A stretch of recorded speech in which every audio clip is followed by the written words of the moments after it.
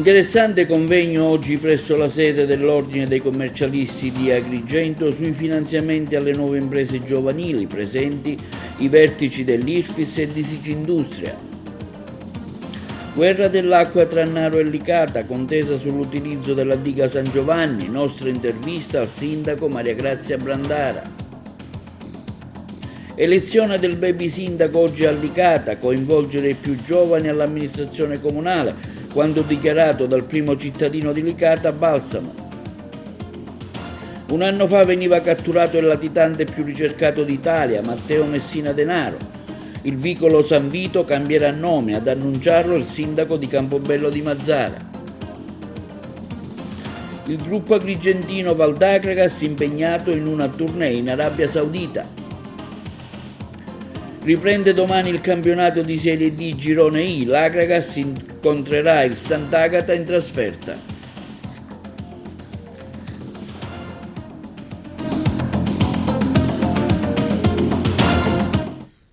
Benvenuti all'appuntamento odierno del nostro TVA Notizie. Si è svolto stamani presso la sede dell'Ordine dei Commercialisti di Agrigento un incontro sul tema FAI in Sicilia 2024, opportunità di crescita e sviluppo imprenditoriale, che ha visto la partecipazione dei vertici dell'IRFIS, dei rappresentanti di Sicindustria e di numerosi commercialisti della provincia. Noi abbiamo seguito il convegno. Oggi un interessante convegno con l'IRFIS per discutere sulle opportunità che hanno i giovani per le imprese in un settore importante. Ecco, parliamone. Sì, oggi abbiamo il piacere di organizzare questo incontro con l'IRFIS, dove sarà presente il Consiglio d'amministrazione in nome della dottoressa Vincenza Barbera, che è fra l'altro anche collega nostra e quindi un doppio ruolo di componente del Consiglio di amministrazione, nonché iscritta al nostro ordine. Poi ci sarà oggi anche il direttore dell'IRFIS, il dottor Gagliano, e anche altri funzionari dell'IRFIS che ci spiegheranno un attimo il bando aperto da poco e che dovrebbe interessare tutte le imprese agrigentine. In particolare sarà presente anche come organizzatore la Sicilindustria con i giovani imprenditori. In particolare, dicevo, sarà presente anche il rappresentante regionale che è Gero La Rocca, nonché sempre di Sicilindustria sarà presente anche il rappresentante Giuseppe Patti delle piccole imprese. Però un ringraziamento particolare devo fare anche alla nostra commissione che si occupa di finanza agevolata, in particolare al presidente della commissione Giacomo Mineo, nonché alla nostra coordinatrice che è Valentina Billero.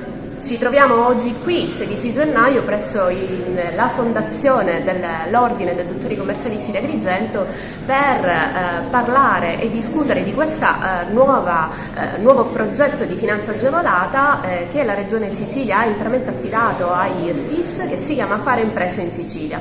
Proprio da oggi, infatti, a mezzogiorno inizia la compilazione della domanda e siamo qui con la delegazione illustre, direi, da parte di IRFIS, proprio per presentare e comprendere meglio quali sono i limiti, ma anche la descrizione del bando Fare Imprese in Sicilia. Siamo orgogliosi, noi Ordine dei Dottori Commercialisti di Agrigento, di ospitare questo grande evento, e noi in particolare Commissione Finanza Agevolata Provinciale dell'Ordine dei Commercialisti di Agrigento siamo fiduciosi che altre proposte del genere vengano illustrate all'interno della nostra nostra sezione quindi di Agrigento. Chiaramente come ordine, anche come commercialisti, siete disponibili per ogni varia informazione in merito, no? Assolutamente, ed è per questo motivo infatti che c'è anche una delegazione da parte di Sisi Industria, proprio perché vogliamo che fare da tramite proprio tra il mondo della finanza agevolata e quindi burocratico, quindi della Regione Sicilia, e l'ordine è la parte più pratica, che è proprio quella degli imprenditori. Noi commercialisti infatti siamo intermediatori anche in questo senso. Quando scade il bando? Che tempi ci sono? I tempi sono relativamente brevi, il giorno del famoso Click Day avverrà alle 10 del 20 di febbraio, però ricordiamo che oggi, 16 gennaio, a partire dalle 10 c'è la precompilazione della domanda nel sito appunto indicato da IRFIS. Oggi qui ad Agrigento per illustrare queste nuove misure, diciamo, finanziate proprio dall'IRFIS. Sì, sono finanziate dalla Regione Siciliana, dai vari assessorati di competenza. Questa misura in particolare, che in questo momento è particolarmente richiesta, oggetto di informazioni, è fare impresa in Sicilia. Oggi approfondiremo con i nostri funzionari e daremo la possibilità ai colleghi e a quanti sono interessati a poter avere delle indicazioni più specifiche in base alle loro esigenze. Questo è stato un modo per potersi avvicinare agli operatori economici, perché ci teniamo molto che l'IRFIS sia vicino al territorio, in particolare essendo io di questa provincia non potevo non portare questo evento anche qui, che è un evento veramente prestigioso, devo dire, perché i funzionari che ci hanno accompagnati sono veramente delle persone molto preparate, ma allo stesso tempo disponibili a tutte le domande. Quando è la dotazione finanziaria del bando e chi può accedere, chiaramente? Brevemente, insomma. Sì, allora riguardo alla dotazione non voglio fare numeri, questi già si conoscono, perché l'assessore alle attività produttive, il sottosegretario, ha fatto una dichiarazione proprio in questi giorni dicendo che ha intenzione di implementare il fondo, quindi l'invito a partecipare, perché anche se non si dovesse riuscire ad entrare nella prima tornata, ci può essere, per carenza di fondi, ci sarà la possibilità di un eventuale scorrimento, molto probabilmente, cosa a cui noi auspichiamo sicuramente. Ecco, un incontro oggi importante. Quanto importante è un'iniziativa come questa? Di particolare rilievo, poiché mette insieme non soltanto i commercialisti, quindi in particolare quella che è la Commissione della Finanza Agevolata, che ha promosso questa iniziativa, ma anche Confindustria, nello specifico la piccola industria e il gruppo giovani, poiché si ritiene utile che questo bando, che è realizzato con fondi appunto comunitari e gestito dall'IRFIS, venga conosciuto dai giovani e dalle donne. Questo bando consente la possibilità di realizzare degli investimenti sia nel settore artigianale e commerciale che anche dei servizi, per cui c'è una, per così dire, particolare vicinanza e si guarda con grande attenzione al settore giovanile. Quindi abbiamo ritenuto che sia un momento di importante divulgazione. Ecco il perché allora abbiamo invitato l'IRFIS presso lo studio qui della Fondazione e l'Ordine dei Commercialisti per spiegare e divulgare questo tipo di agevolazione, che rientra peraltro nella nuova programmazione 21-27 della Regione Sicilia. Quanto è importante questo bando anche per le nuove imprese? È sicuramente importantissimo, proprio perché tra gli obiettivi e le finalità c'è quello di far emergere una nuova generazione di imprenditori, soprattutto giovani e donne. Queste misure che sono messe in atto dalla Regione e che per tramite dell'IRFIS toccano chi vuole mettere a terra dei progetti imprenditoriali sono importantissimi, perché consentono anche a chi vuole fare una nuova iniziativa di accedere a delle misure di finanziamento che magari possono essere un po' più complicate attraverso, diciamo, i sistemi tradizionali, e quindi questo deve essere uno sprone e un'opportunità da trasmettere e da ricevere da parte dei giovani, soprattutto perché il nostro territorio ha tanta fame di nuovi progetti, di imprese e di sviluppo economico. I campi in cui si dirige il bando quali sono, insomma? I campi sono le nuove iniziative imprenditoriali, oppure quelle che hanno necessità di ristrutturare o di mettere in atto nuovi servizi, nuovi prodotti e quindi ampliare le attività economiche. Proprio in questo momento in cui ci può essere una convergenza di opportunità anche con le agevolazioni fiscali, ad esempio delle ZES, certo, è un elemento aggiuntivo che può incoraggiare a nuove iniziative imprenditoriali. Guerra dell'acqua tra i comuni di Naro e di Licata, materia della contesa, l'acqua della diga San Giovanni. In un momento critico per la distribuzione idrica che vede tagli da parte di Sicilacque per via degli invasi carenti di approvvigionamento per le poche piogge dei mesi scorsi, il sindaco di Naro non ci sta. Nostra intervista al sindaco Maria Grazia Brandara.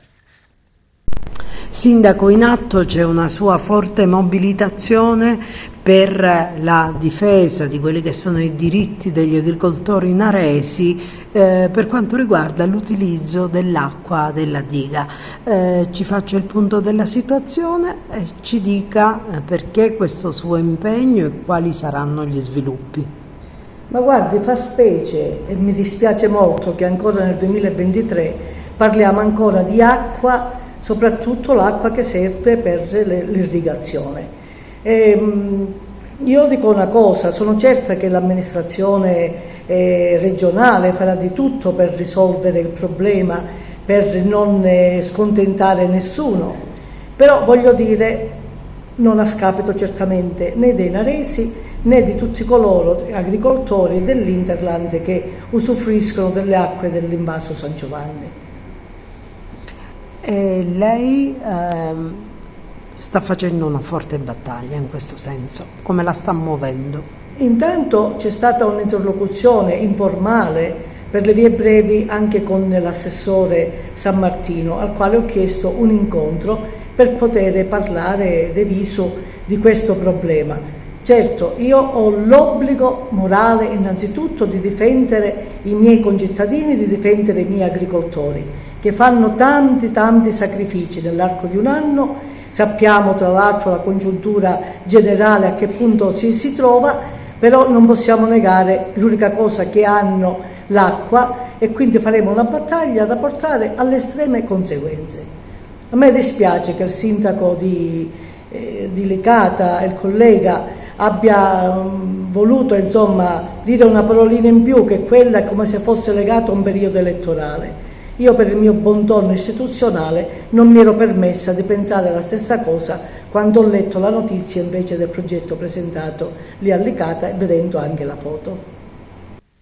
E sempre notizie di acqua, stamattina durante la routine attività di controllo gli operatori dell'AICA hanno riscontrato un guasto sull'acquedotto Voltano nel tratto che attraversa Contrada Businè nel territorio di Raffadali. Immediatamente sono stati avviati i lavori di riparazione, ma per consentire la loro esecuzione è stato necessario sospendere la fornitura idrica alle frazioni di Giardina Gallotti e Montaperto, dove pertanto la distribuzione idrica potrà subire delle limitazioni.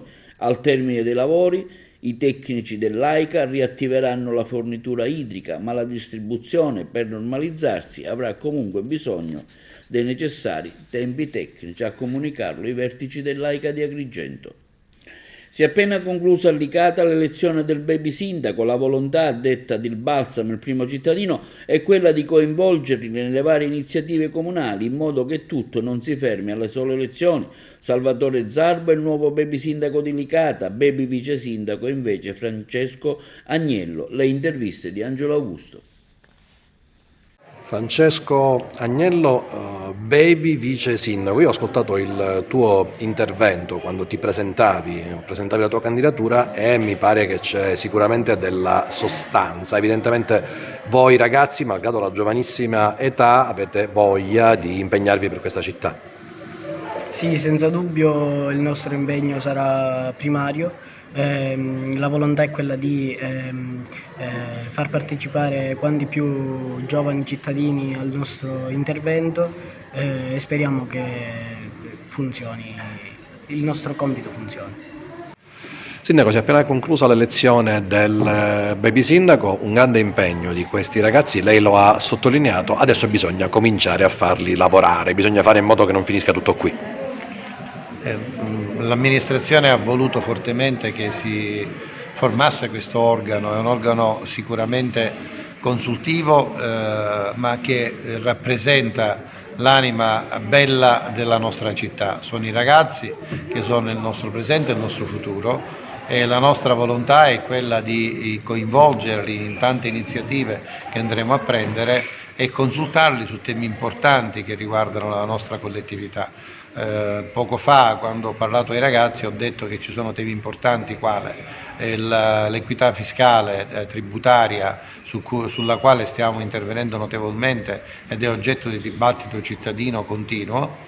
E un altro tema importante che stiamo trattando è quello dell'utilizzo del suolo pubblico, in modo particolare marciapiedi e piazze e vie principali che devono essere utilizzate principalmente per garantire la corretta fruibilità dei pedoni e in maniera succedanea come spazio per le attività commerciali. Su questi temi e su quant'altro andremo a fare, il nostro intendimento è coinvolgere i ragazzi e conoscere le loro opinioni e farne tesoro. Salvatore Zarbo della seconda A del comprensivo Giorgio è il nuovo baby sindaco di Licata, sei stato eletto pochi istanti fa, che emozione è? È un'emozione grandissima, appena ho sentito che sono diventato baby sindaco non ci credevo, mi sembrava tutto un sogno ed è bellissimo essere a disposizione del sindaco e del comune.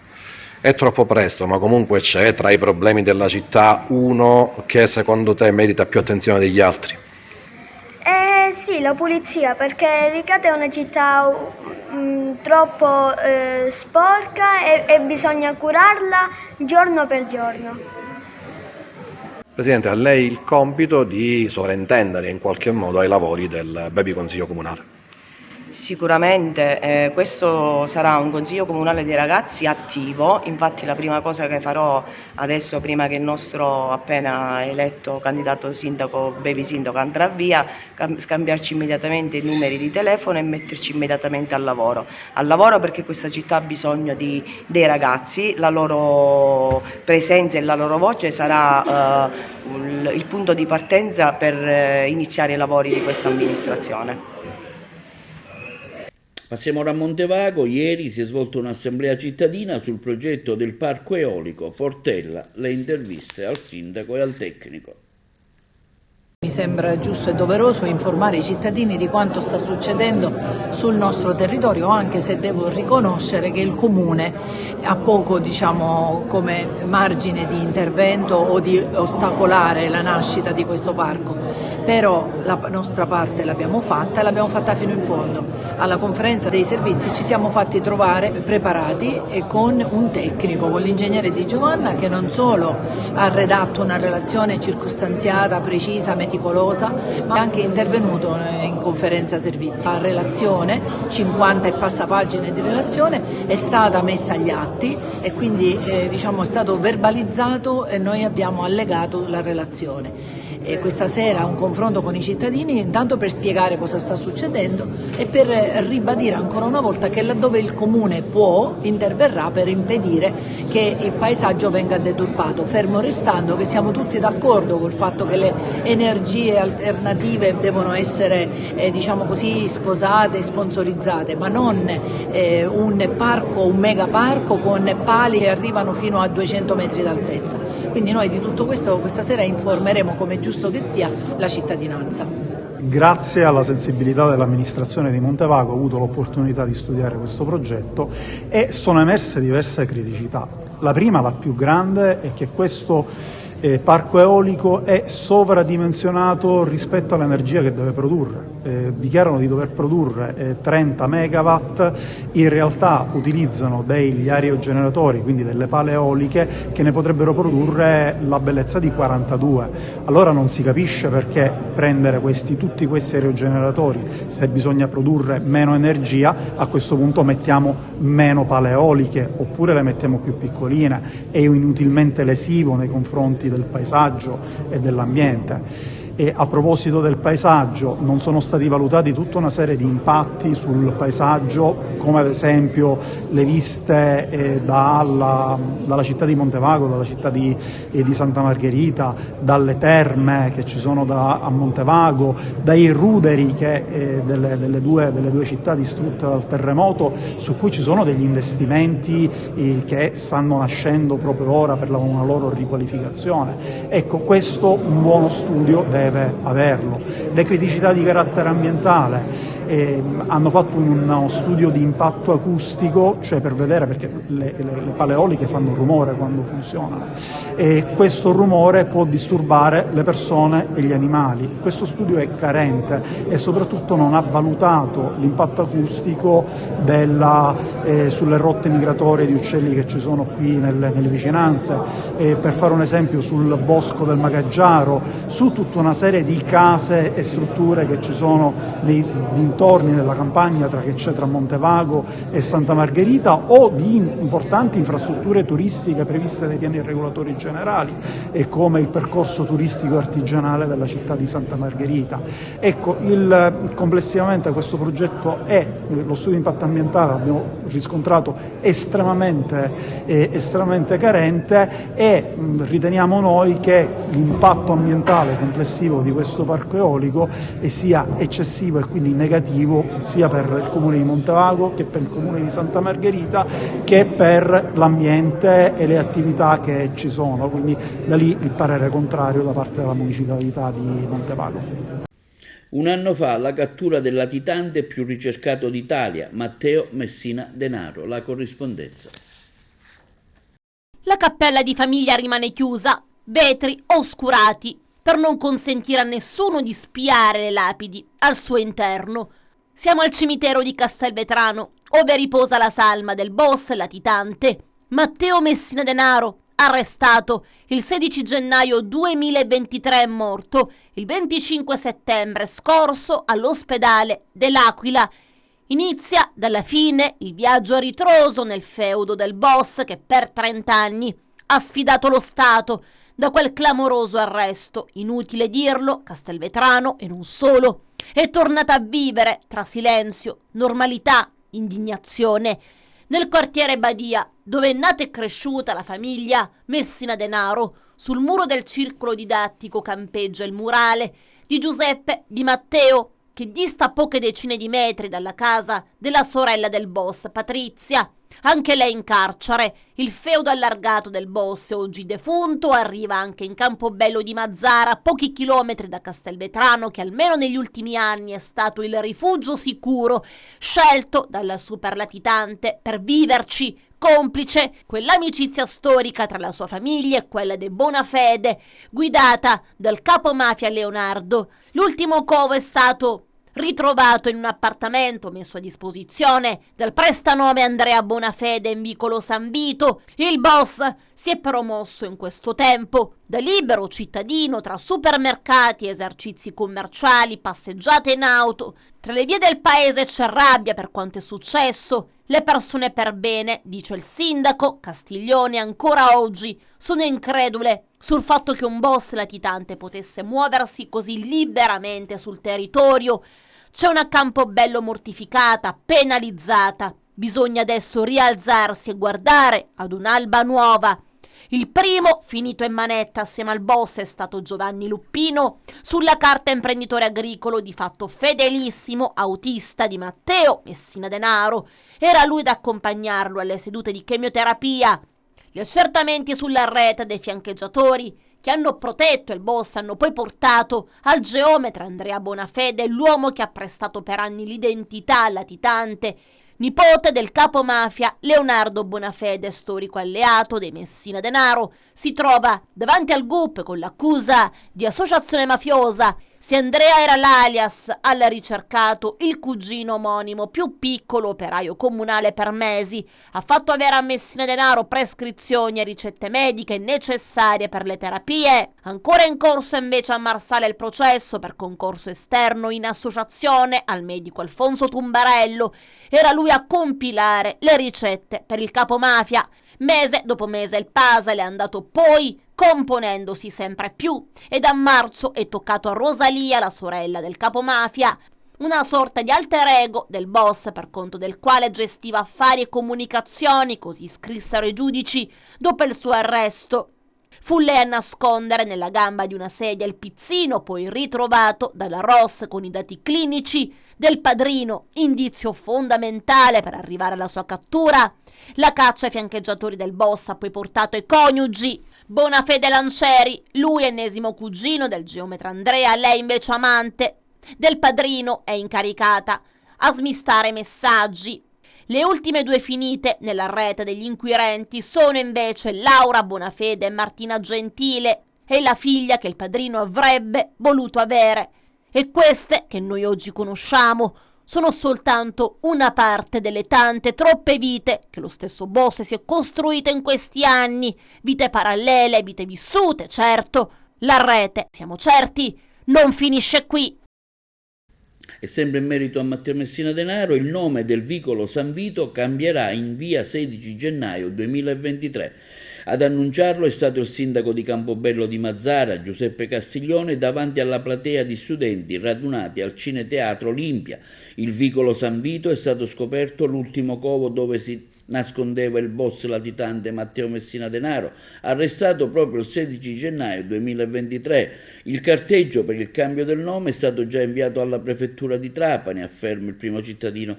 Oggi qui stiamo ricordando una data storica per il nostro territorio, non possiamo dimenticarla. Il mio grazie alle forze dell'ordine che ci garantiscono tutti i giorni sicurezza.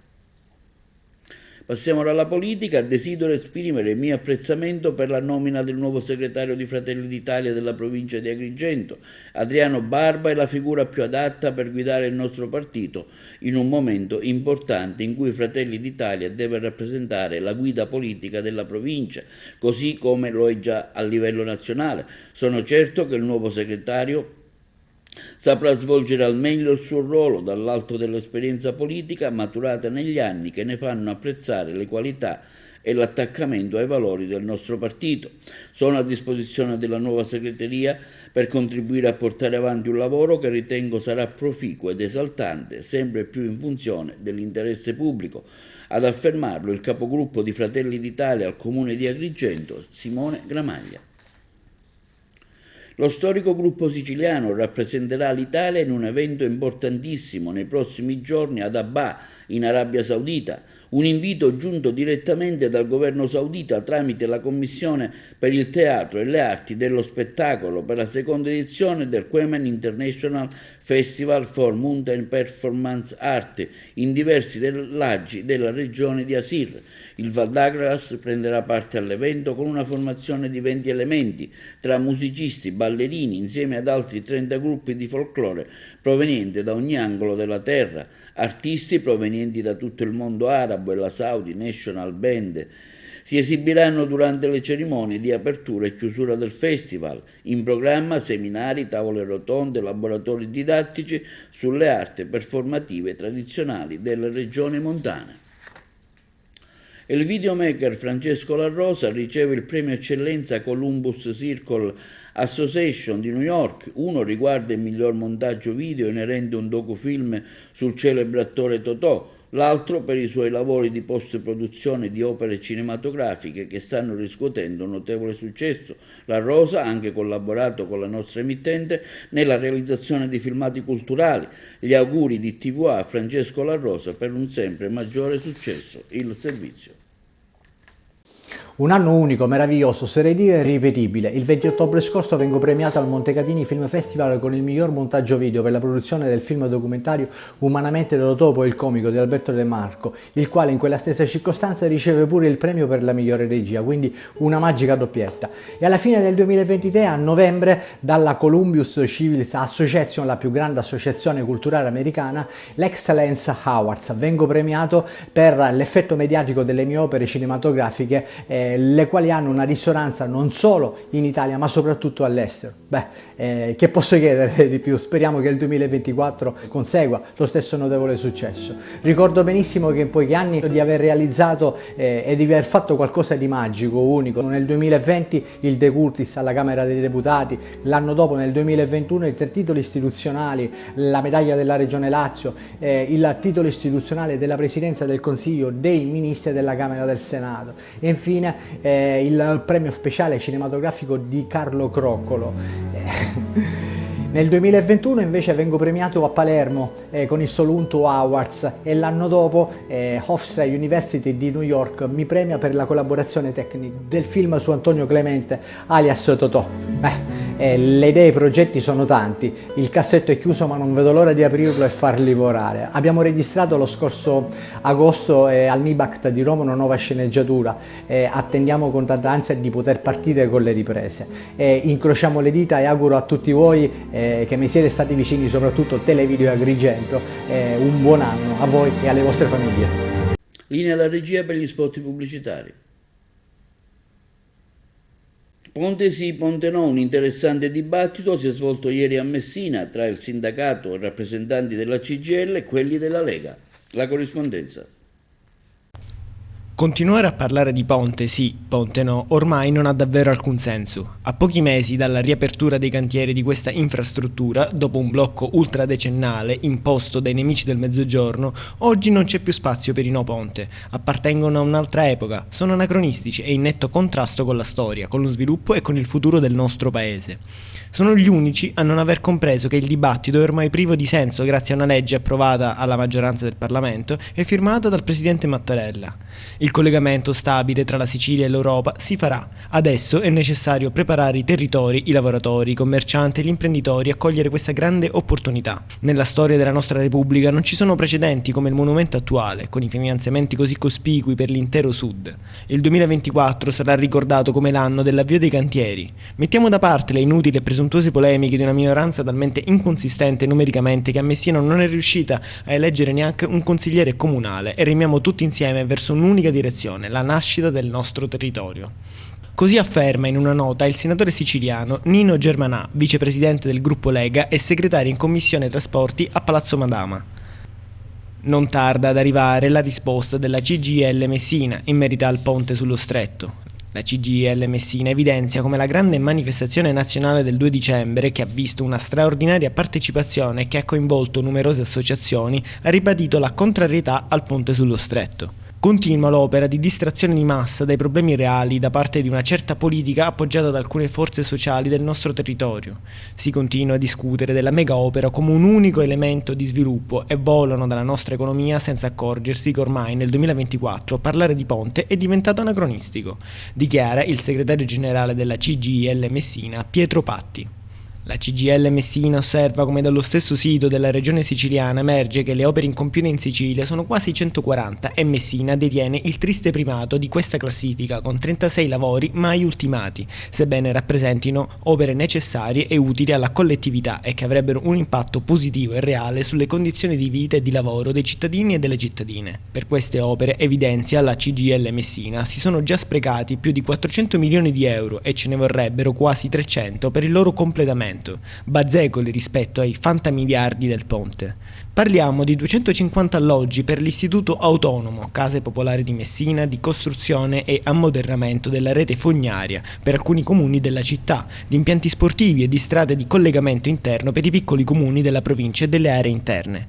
Una città, prosegue il segretario generale della CGIL Messina, che non riesce a completare un'opera strategica come quella del porto di Tremestieri, che decongestionerebbe il traffico cittadino, e che non riesce a ultimare i lavori del viadotto Ritiro, diventato ormai la barzelletta d'Italia, o che non riesce a tutelare e valorizzare i propri beni artistici e architettonico-culturali, non può sempre inseguire la chimera del ponte mentre tutto il resto rimane nell'eterno riposo delle incompiute.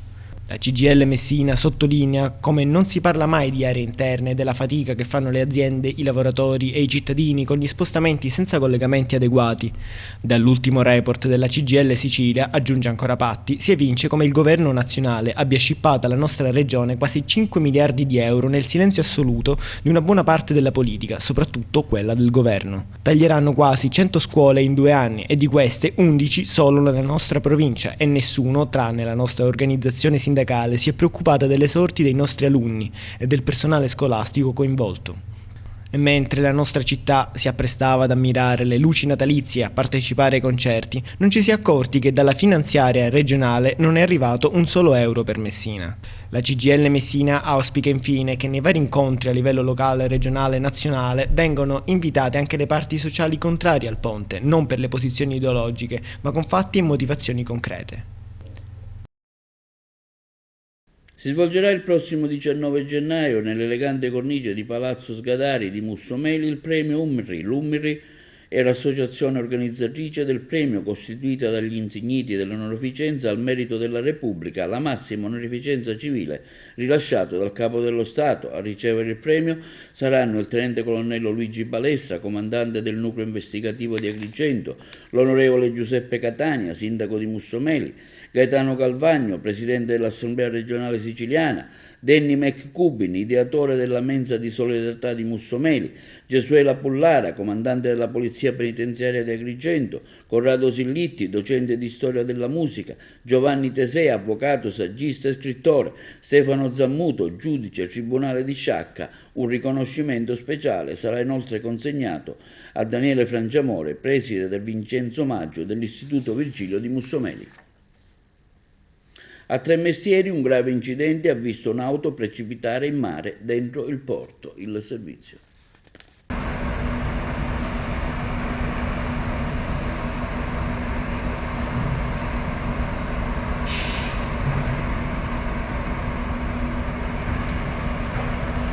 Questa mattina, intorno alle ore 6:30, un'auto, una Fiat Fiorino, è finita in mare nel porto di Tremestieri, nella zona sud di Messina. L'autovettura era guidata da un uomo di 82 anni, il quale, grazie al tempestivo intervento degli uomini della Comet, per i quali la Will Trasporti esprime il proprio elogio per la professionale gestione dei soccorsi, sta bene e non ha riscontrato alcuna grave conseguenza. A quanto pare l'uomo ha compiuto una manovra errata e non si è reso conto di quanto stesse accadendo. Fortunatamente però è riuscito ad aprire lo sportello e a uscire solo dopo che il mezzo è finito in acqua. È stato poi prontamente recuperato dagli uomini del terminal della compagnia portuale Comet, che si sono adoperati magistralmente nell'attivazione delle operazioni di soccorso, evitando il peggio, traendolo in salvo. L'uomo, soccorso ed assistito in perfette condizioni di salute, è stato poi consegnato alle cure del 118 e dagli uomini delle forze dell'ordine per gli accertamenti di rito. Per l'uomo soltanto grande spavento, non è stato infatti necessario trasportarlo in ospedale, è stato direttamente visitato dal medico arrivato in ambulanza. A consegnargli abiti asciutti sono stati gli stessi uomini del terminal. Al momento lo scivolo 1 del porto è inutilizzabile, l'auto sarà recuperata nelle prossime ore. Passiamo alle notizie sportive. Domani prosegue il campionato di Serie D Girone I, l'infrasettimanale, che vedrà l'Akragas impegnata in trasferta contro il Sant'Agata. Ce ne parla il collega Carmelo Lentini. Questo mercoledì si ritorna dunque in campo in Serie D Girone I e si gioca appunto il turno infrasettimanale, terzo di ritorno. L'Akragas renderà visita al città di Sant'Agata di Militello. All'andata, lo ricordiamo, si imposse la squadra di Marco Coppa con un gol di Di Mauro. Però di questa gara si conosce anche la terna arbitrale, che sarà composta da dall'arbitro Leonardo Salvatore di Macerata, con assistenti Matteo Cristin di Basso Friuli e Federico Zugaro dell'Aquila. Ci sarà anche una sfida tutta agrigentina, infatti al Saraceno di Ravanusa si affronteranno Licata e Canicattì. E la gara sarà diretta dall'arbitro Luigi Scicolone di San Donà di Piave, con assistenti Massimiliano Cirillo di Roma e Matteo Siracusano di Sulmona. Ma vediamo qual è il quadro completo di questa terza giornata di ritorno. Gioiese Reale Casalnuovo, Licata Canicattì, Portici Locri, Ragusa Vibonese, San Luca Igea, Sant'Agata Acregas, Siracusa San Cataldese, Trapani Castrovillari. Riposeranno Acireale e Reggio Calabria. Per quanto riguarda invece il campionato di promozione Girone A, non va bene all'Empedoclina dei giovani. Anche questo turno ha dovuto inchinarsi ed inghiottire una nuova sconfitta interna. Va peggio al Casteltermini, che subisce 6 reti dalla Parmofal di Corrado Mutolo, mentre va bene invece per le altre squadre della montagna, sia il Gemini che il Camarat, che entrambe hanno vinto. Vediamo nel dettaglio i risultati di questa giornata di promozione. Parmovalle Casteltermini 6-2, Cus Palermo Alba Alcamo 3-0, Città di San Vitolo Capo Bagheria 2-3, Empedoclina San Giorgio Piana 0-1, Giardinellese Partinico Audace 0-2, Iccarense Gemini 0-1, Camarat batte Marsala 1-0. E vediamo ora una goal collection delle reti segnate nella giornata del campionato numero 21 di Serie D Girone I. In testa, ricordiamo, è sempre il Trapani a 50 punti, secondo il Siracusa a 49, terza la Vibonese con 46. L'Acragas è decima con 25 punti, mentre a 2 punti dalla zona pre-out è il Canicattì con 19 punti. Torna a farsi sotto, complice il riposo osservato dal Trapani, il Siracusa che riduce il distacco ad una sola lunghezza dalla vetta. Gli azzurri vincono sul campo dell'Ocri per 3-1 con le reti di Aliperta, Alma e Zampa. La rete del 3-1, unica tra le file Amaranto, porta la firma del solito Agustin Marsico. Resta in scia anche la Vibonese che ribalta l'iniziale vantaggio del Città di Sant'Agata ad opera di Capogna. La rete di Ciotti allo scoccare dell'ora di gioco e di Furina nei 10 minuti finali valgono il 2-1 in favore dei rossoblù. Quinta vittoria consecutiva per la Reggio Calabria che nel secondo tempo supera la Cireale per 3-1. Ad aprire le danze chi se non Nino Barillà, raddoppio Amaranto, ancora di testa con Girasole e conto chiuso da Perri. Rete della bandiera per la Cireale firmata da un altro indomito capitano, quale Peppe Savanarola. Senza storia la partita tra Real Casalnuovo e Licata, gialloblu che si consegnano già dopo un tempo ai campani che hanno vita facile. Sugli scudi Carnevale, autore di un gran gol e di una doppietta, a rete anche Reginaldo e Pinna, 2 volte a segno. Un gol per tempo nella sfida tra Castrovillari e Ragusa, i Blei che passano in vantaggio su calcio di rigore con Reinero, pareggio con gol dell'ex firmato da Ionis Coris che permette ai lupi del Pollino di rosicchiare quantomeno un punto alla lotta salvezza. Larga vittoria mai in discussione per l'Acragas che batte la Gioiese per 6-0, qualcosa che assomiglia più che ad una partita di Serie D ad un amichevole del giovedì con i calabresi nelle vesti, loro malgrado, di sparring partner. A segno Grillo di Stefano, un'autorete, nella ripresa in rete Marrale, Casa di Dio e Liga. Pari e patta tra San Cataldese e San Luca, Verde Amaranto 2 volte avanti con le reti di Varela e Zerbo, San Luca che non ci sta e che risponde colpo su colpo grazie a Ficara e Krusnauskas.